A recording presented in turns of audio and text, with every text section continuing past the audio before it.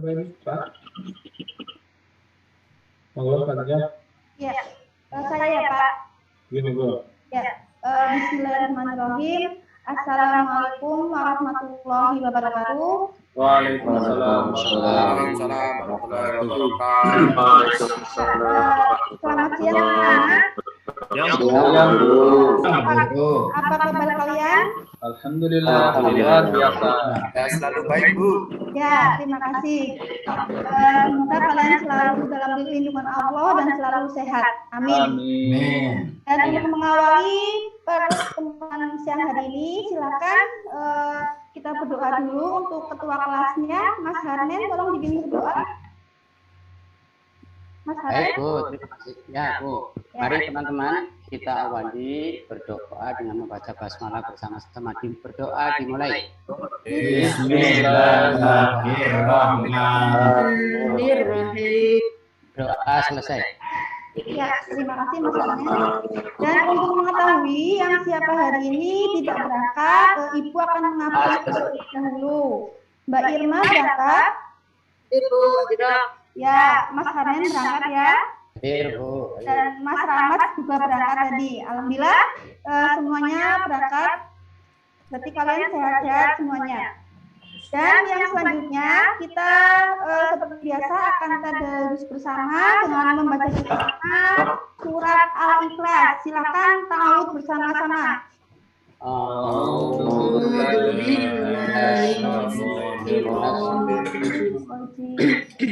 Bismillahirrahmanirrahim. Qul huwallahu ahad. Allahus samad. Lam yalid wa lam yulad wa lam yakul lahu kufuwan ahad. Sudah kamu ya, selanjutnya kemarin kita sudah membahas ya mengenai materi iman kepada kita. Kita sudah membahas mengenai pengertian iman kepada kita, kedudukan kita, serta hikmah dan perilaku yang mencerminkan iman kepada kita. Nah, untuk pertemuan kali ini kita akan membahas mengenai bab perawatan jenazah.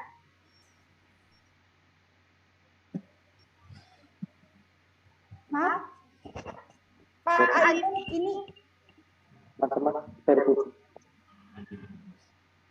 mau share screen tapi kok seperti ini ya? Nunggu Pak Ayu pergi ke Hostnya, host disable partisipan gimana nih Pak? Sudah coba. Sudah jadi aja. Oh iya. Kan sudah diajari.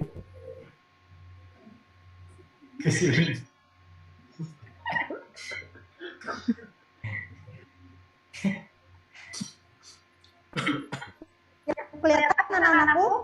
Sampun Ibu. Ya. Sudah Bu, udah kelihatan. Sudah Bu. Ya. Sampun. Oke. Jadi untuk pertemuan kali ini kita akan membahas mengenai bab perawatan jenazah ya, di mana untuk KD-nya 3.7 mengevaluasi tata cara perawatan jenazah, 4.7 menyimulasikan tata cara penyelenggaraan jenazah.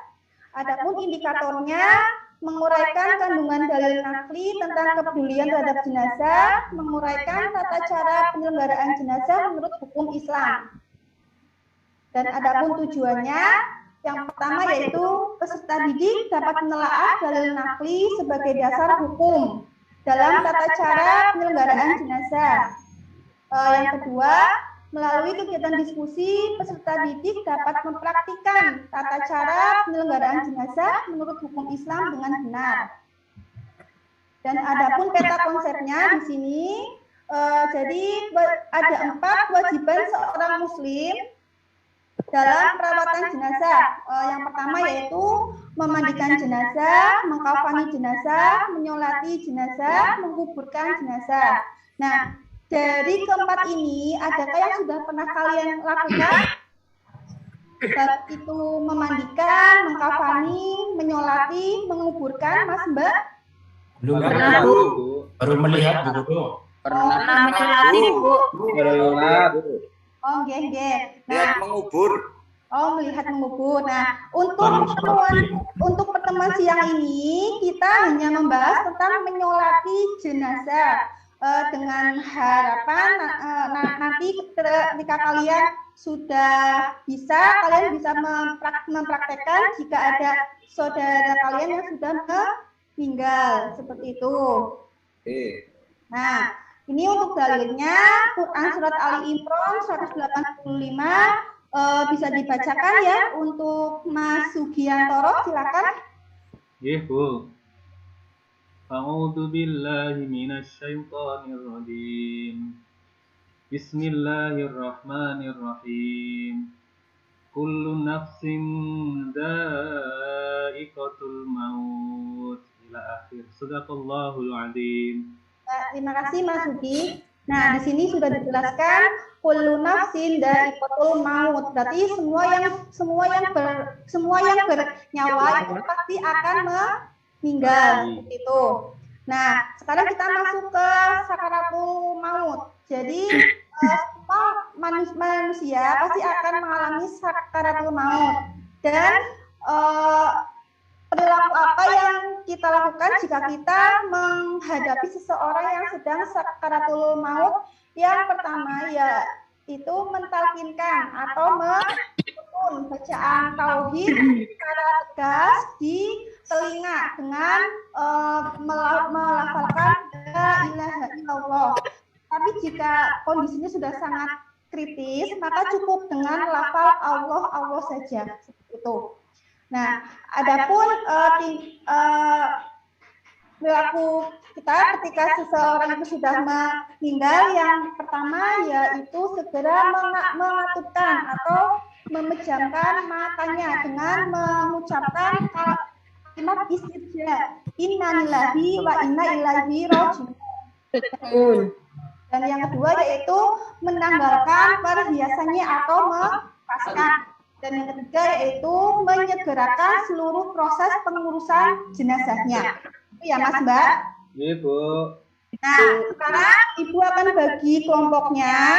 Ibu akan bagi kelompok yang pertama yaitu Mas Ulin, kelompok kedua Mas Ainun, Mas Herdi, Mas Rahmat, kelompok ketiga Mas Agus, Mas Sugiantoro, Mas Eko. Nah, silakan, ini ada 2 gambar. Silakan kalian amati 2 gambar ini dan nanti setiap kelompoknya silakan kalian merespon apa yang sudah kalian dapat setelah mengamati gambar tersebut. Silakan, saya kasih waktu 2 menit. Sudah ya? Nah, sudah. Dari gambar 1, silakan dari kelompok 1 atau 2 atau 3, apa yang kalian dapatkan setelah kalian mengamati gambar tersebut? Saya, Bu. Silakan Mbak Irma. Ya, saya, Bu. Gambar itu tata cara sholat jenazah, Bu. Tapi kok tidak ada sujud dan rukuknya ya, Bu ya? Oh, itu Bu ya. Oh, nggih. Terus ada yang mau kelompok 2. Silakan. Ya. Itu Bu, kok belum ada niatnya apa ya Bu? Itu kalau niat sholat jenazah gimana itu Bu? Oh iya Mas. Nah terus untuk gambar yang kedua silakan kelompok 1, 2, 3. Jadi kelompok 3 yang belum itu silakan untuk Mas Agus atau Mas Eko atau Mas Sugiantoro. Ya Bu, itu kok banyak sekali lingkarannya ya Bu? Itu maksudnya apa? Oke, terima kasih ya. Nah, Ibu akan menjawab mengenai yang tadi kelompok pertama dulu. Itu memang ini adalah gambar tata cara sholat jenazah. Nah, ini yang membedakan antara sholat jenazah dan sholat wajib. Jadi kalau untuk sholat jenazah itu tidak ada sujudnya, tidak ada rukunya. Gitu ya Mbak? Hanya takbir pertama, takbir kedua, takbir ketiga, takbir keempat. Seperti itu. Langsung salam. Itu ya. Nah, tadi terus pertanyaan dari respon dari kelompok 2 Mas Ainul untuk niatnya. Jadi untuk niat sholat jenazah yaitu usoli ala hadal mayiti arba'a takbiratin fardhu kifayati lillahi ta'ala. Itu untuk jenazah yang laki-laki. Tapi untuk jenazah yang perempuan yaitu usoli ala hadhil mayitati arba'a takbiratin fardhu kifayati lillahi ta'ala. Gitu ya. Oke. Nah, untuk yang gambar nomor 2 tadi pertanyaannya Mas Eko. Nah, ini adalah letak seorang imam ketika menyolatkan jenazah. Gambar yang pertama yaitu letak imam sedang menyolati jenazah laki-laki yaitu sejajar dengan kepalanya. Gitu. Nah, untuk yang ini yang lingkaran banyak ini adalah makmumnya. Terus untuk yang gambar yang kedua yaitu posisi imam sedang menyolati di mana terletak di tengah-tengah tanggul sang jenazah. Itu ya, Mas? Nah, nanti silakan kalian diskusikan sama kelompok kalian dan untuk LKPD-nya kalian diskusi sama kelompok kalian untuk memimulasikan tata cara sholat jenazah. Nanti kalian maju di depan kelas dengan satu imam, gitu ya. Nah, untuk imam yang untuk kelompok yang pertama yaitu Mas Ulin, kelompok 2 kelompok 3 imamnya Mas Agus, gitu ya. Silakan. Niat sampai salam. Itu, saya kasih waktu 2 menit untuk berdiskusi, silakan.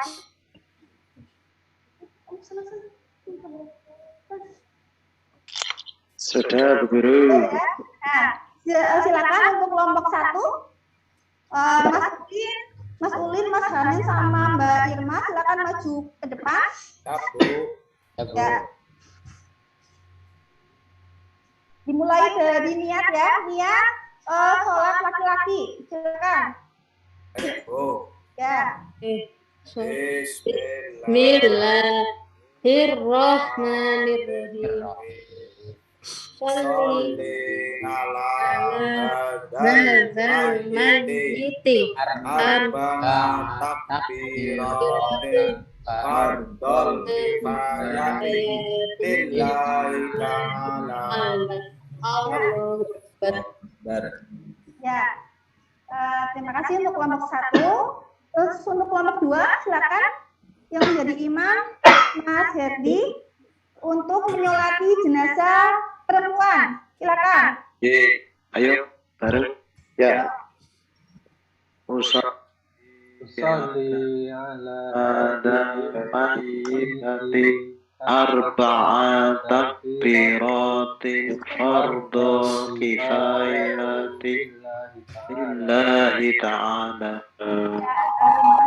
Sudah, Bu Guru. Ya, tip semuanya pintar ya, sudah hafal juga. Kelompok 3 silakan dengan imam Pak Mas Agus menyolati jenazah laki-laki. Ya Bu.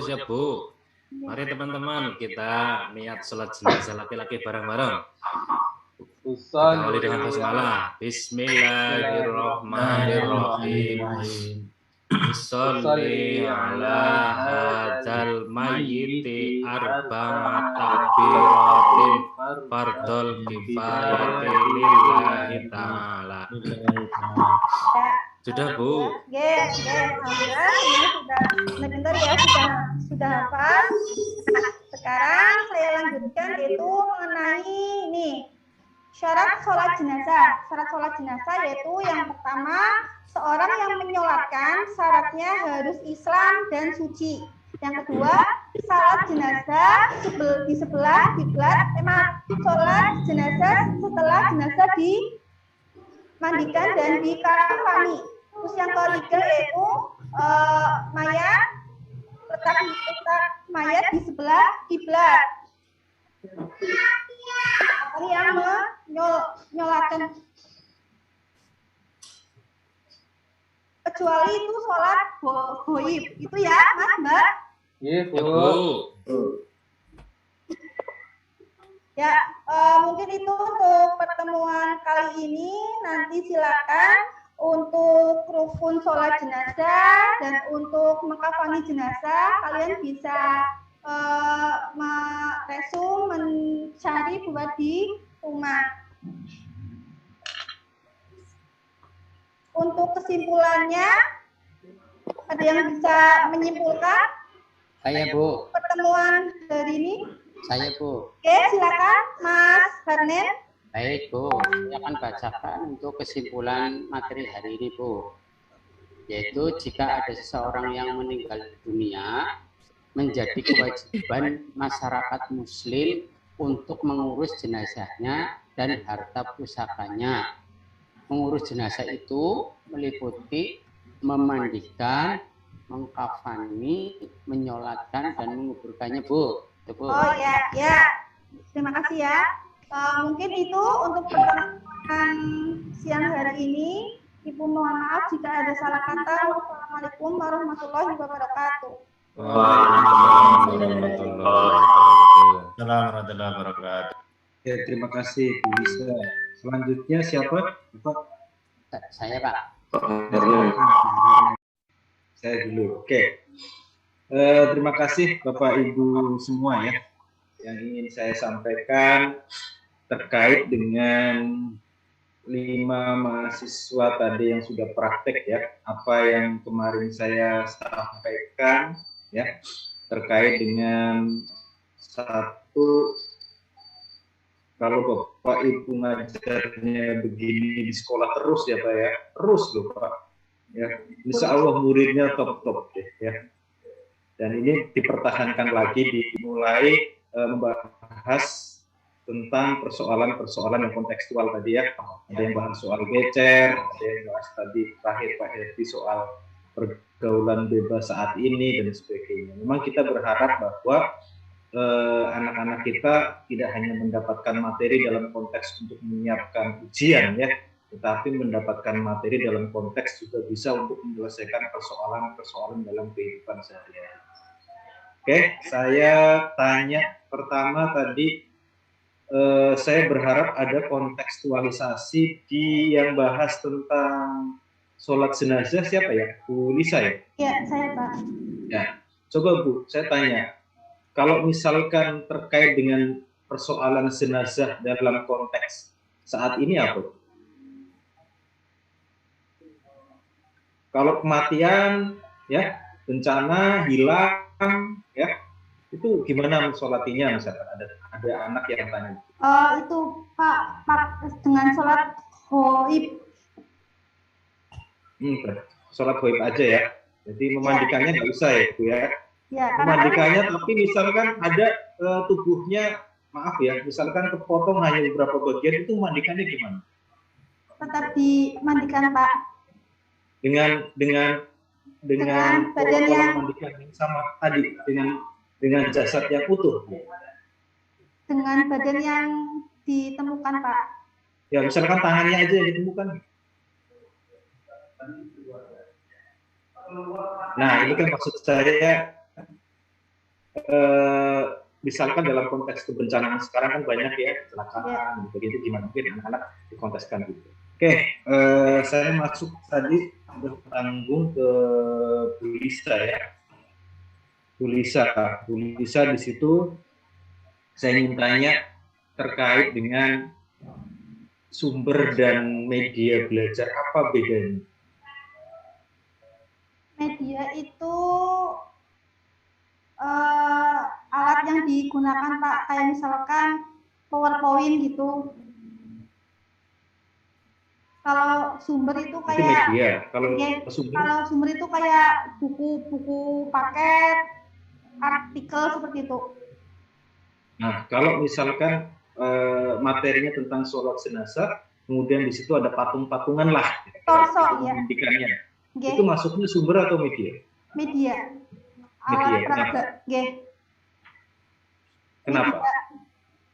Ya karena digunakan untuk mendemonstrasikan sih Pak, buat praktek gitu. Oke.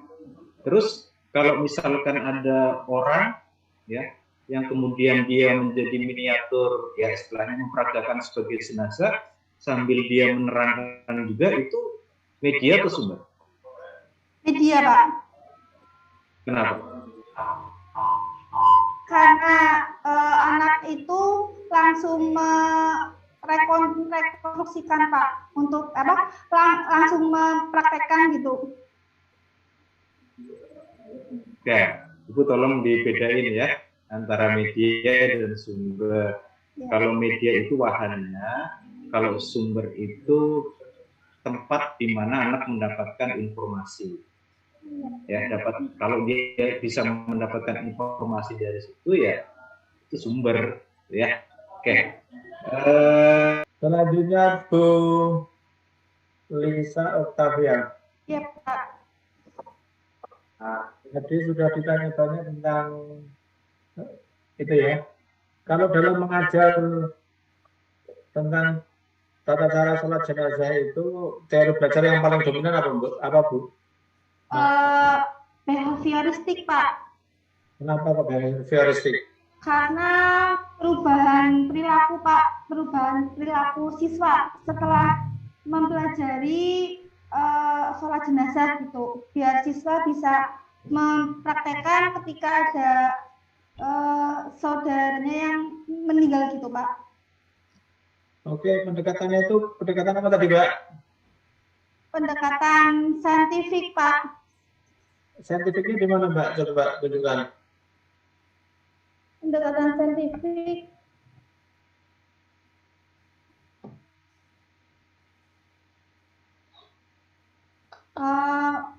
pengumpulan data ya, Pak.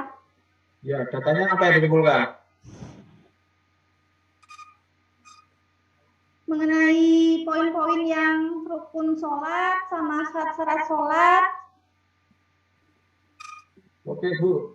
Jadi kalau Ibu ini nanti mau RPP-nya bagus dan dinilai tinggi pada UGIN, maka seharusnya Ibu memetakan sebagai contoh tingkat mortalitas dan natalitas di Indonesia, tingkat kematian ya.